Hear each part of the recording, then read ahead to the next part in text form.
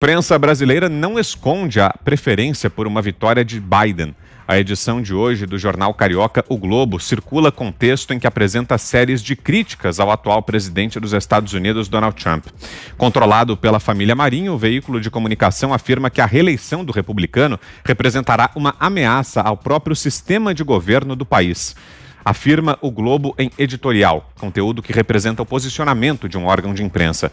Abro aspas. Uma vitória de Trump traria não apenas uma surpresa maior do que quando ele desafiou todas as previsões e derrotou Hillary Clinton.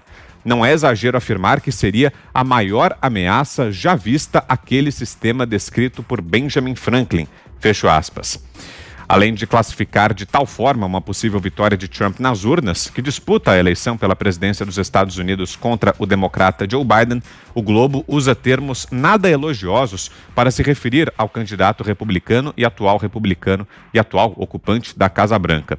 Para o jornal, Trump é alguém de comportamento nada republicano, político que promove o isolacionismo, uma figura midiática, estrela de reality show, candidato que teria se projetado graças a uma campanha mentirosa nas redes sociais contra Obama, um homem narcisista e de espírito infantil.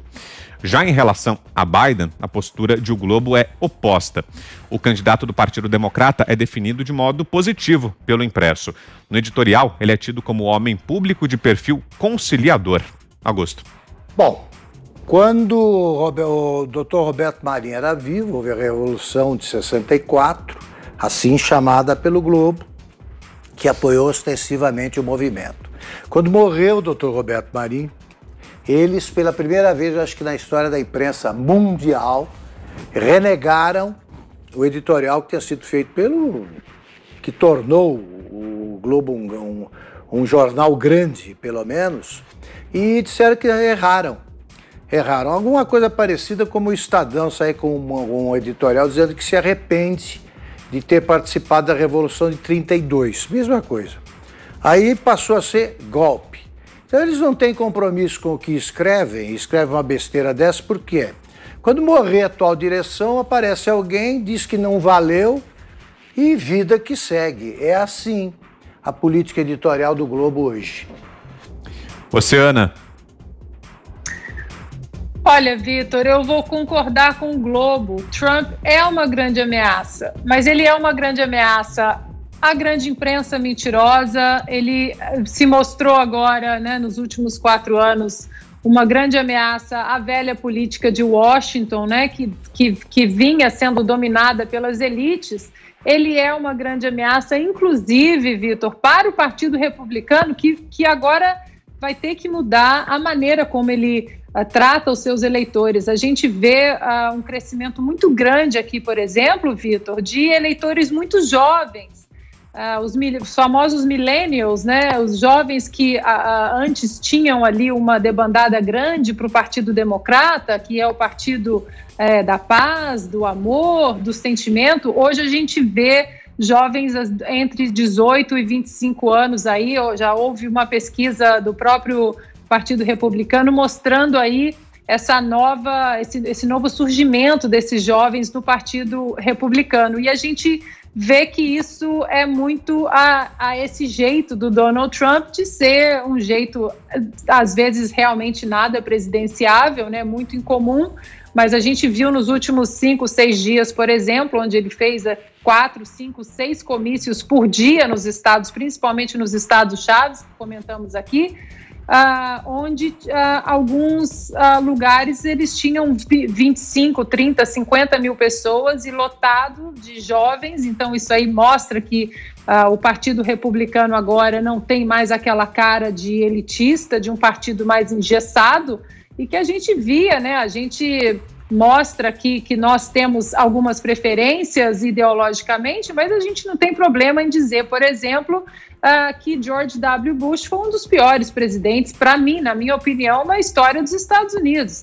Então, essa governança das elites da política americana, tanto dentro do Partido Democrata quanto do Partido Republicano, como a família Bush, por exemplo, isso tudo aí Trump foi uma grande ameaça e derrubou, colocou tudo isso aí no chão e surge um novo partido republicano, agora comunicando de uma maneira muito direta com as engrenagens do país, exatamente com a classe trabalhadora do país, que antes votava majoritariamente no Partido Democrata. Fiuza. Esse editorial poderia ter sido escrito em 2016. Antes do Trump governar. Em 2020 não dá. Não dá para você afirmar que o Trump representou uma ameaça. Ele governou 4 anos. Você olha o governo dele e vê se é uma ameaça.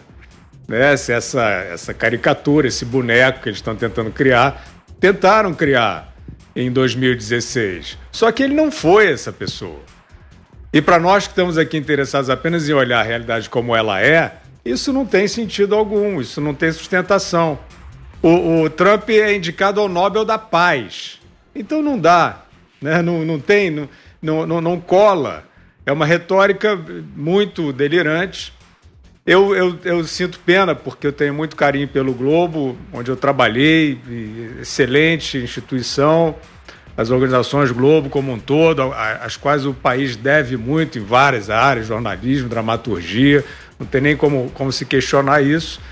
E é incrível como, de fato, a gente lamenta que também esse grupo esteja seguindo uma diretriz, que é uma diretriz de mercado, não é ideológica, na minha opinião, que é altamente demagógica, né? E a demagogia da vez é essa, como a gente viu nas próprias plataformas aí, bravateiras do candidato do Partido Democrata.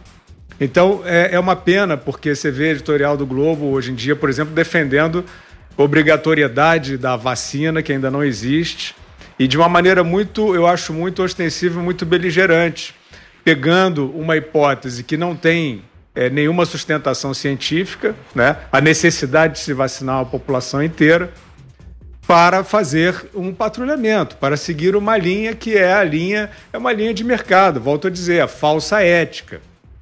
Acho que a Covid está servindo muito para esse tipo de coisa. Estava falando agora há pouco do Covidão. É isso, a falsa ética rendeu, através de estatísticas embaralhadas, roubo, né? Rendeu desvio de verba emergencial de saúde, rendeu instrumentos de controle ditatorial e violento sobre a população, e ainda rende.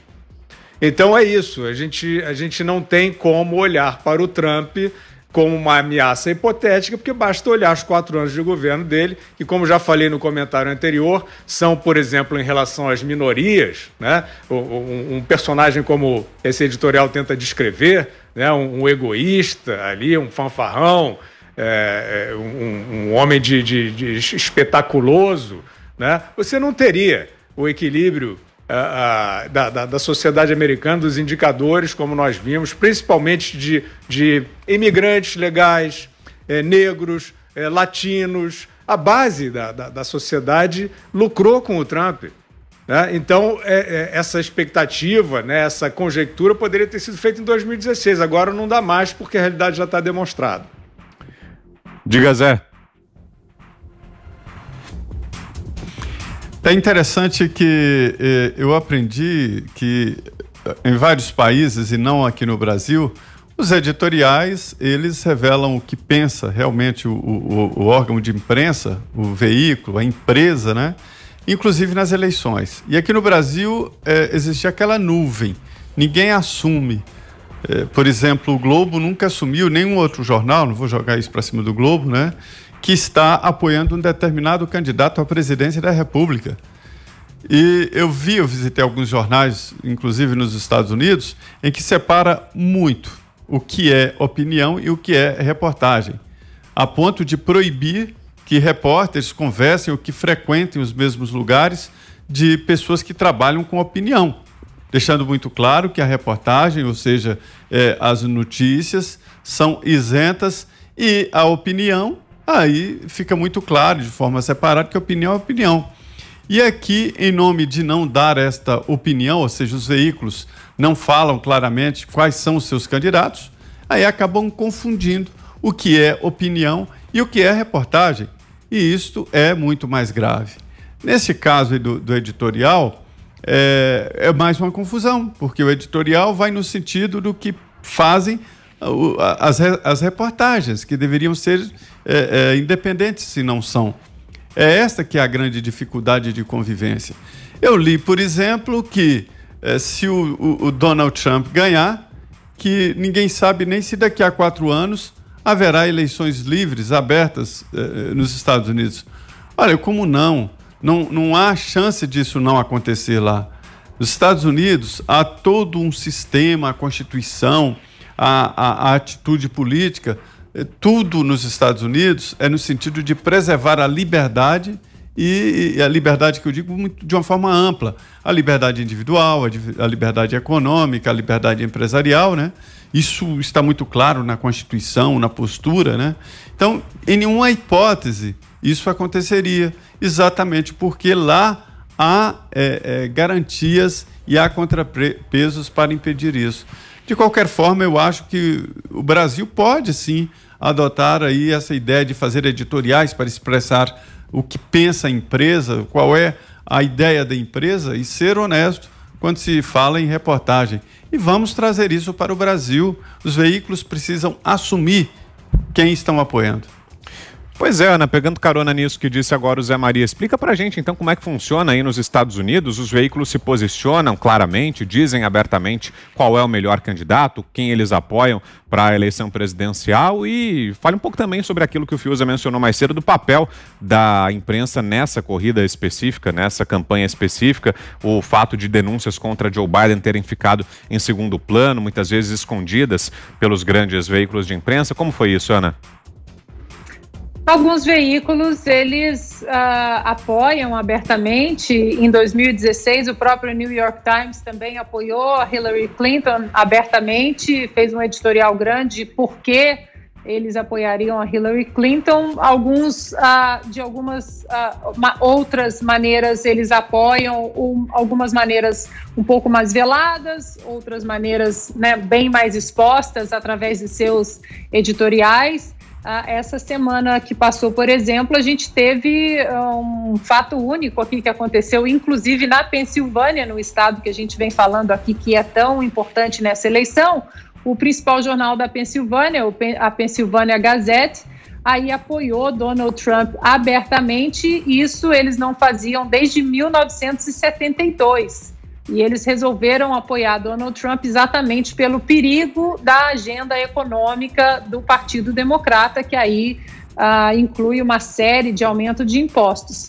Sobre o que o Fiuza estava dizendo, Vitor, eu acho que o tiro talvez pode ter saído pela culatra. O que as plataformas digitais fizeram, né, o Twitter, o Facebook, até outros jornais, de aí esconderem, tentar pelo menos esconder a história não apenas do filho do Joe Biden, de envolvimento com empresas na China, no Cazaquistão e na Ucrânia, enquanto Joe Biden era vice-presidente do Obama, mas também de tráfico de influência e participação do Joe Biden como vice-presidente em algumas reuniões.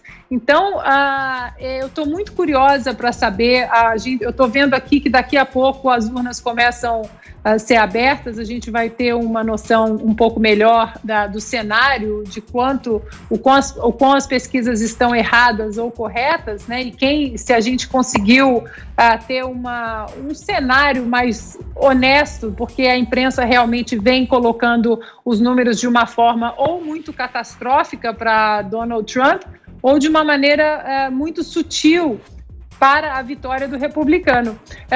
O que me deixa muito curiosa, Vitor, é quantos democratas, na verdade, registrados, que aqui nos Estados Unidos, para quem não sabe, você precisa se registrar para votar. Ou você registra democrata, ou você registra republicano ou independente. Você não, obviamente, você não é obrigado a votar no candidato que tem o seu registro. O que levanta aqui, eu estou acompanhando aqui ao vivo, o que já está levantando a hipótese na Flórida, que é um estado muito importante, também com 29 delegados, e a Pensilvânia, de democratas que podem votar em Donald Trump, exatamente porque esconderam exatamente essa agenda aí do Joe Biden enquanto vice-presidente de laços obscuros com a China. com a preocupação de que, se ele for presidente, aí uma agenda mais globalista e voltada para a China será implementada nos Estados Unidos.